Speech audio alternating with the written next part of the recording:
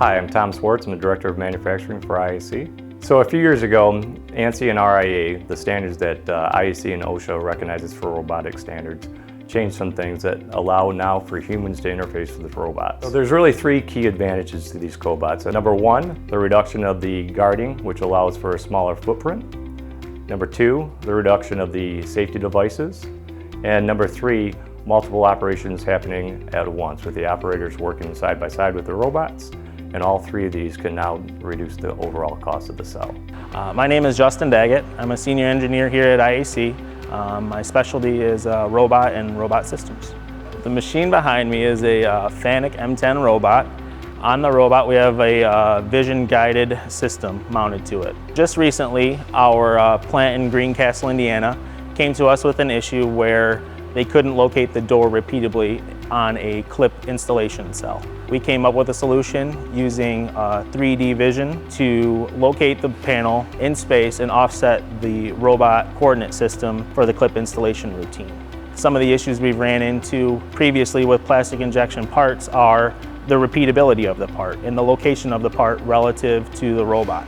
With the solution we've developed, we feel that we can locate the door with sub-millimeter tolerances and alleviate the issues they're having in Greencastle.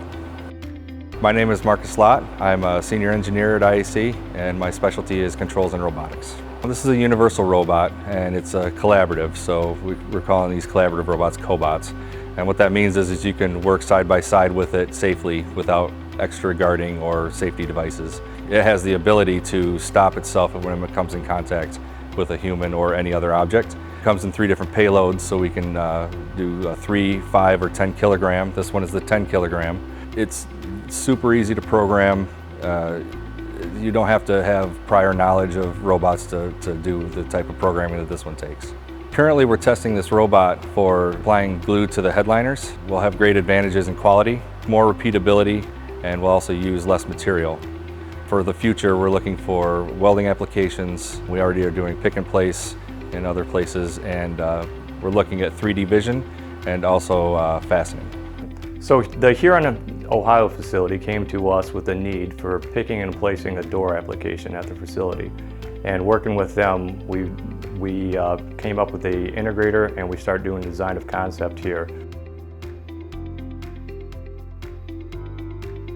This project was a very good fit for collaborative robots because it was very straightforward material handling. We're taking a part out of the first machine in the process, putting it in the second machine of the process, and adding a shoddy pad over top of it. It's very easy for the operator to interact with the robot. It's based on the user interface. If there is a stop or a cycle interruption, the operator will visually inspect the area, make sure there's nothing in the way of the robot, clear the air, reset, and then hit the play button with 3 taps of a finger on the screen. You're back up and running. When we set up the safety of the cell, we use the Keyence area scanner. It scans the area of the cell and detects when a person is present and then how far into the cell they are present. When you first enter where the yellow hash marks are on the floor, that is the first deceleration zone. We slow down to 1 speed, and then when you go into the cell past that, we decelerate down to an even slower speed, 250 millimeters per second, and that speed is the very safe speed for the robot. The robot itself has proved to be very, very repeatable and very reliable. The accuracy of the robot is significant enough that we have not had any issues in terms of placement or repeatability. It's very steadily paced, and it actually evens out the pace for the cell because it becomes the kind of the pacing item for the whole cell.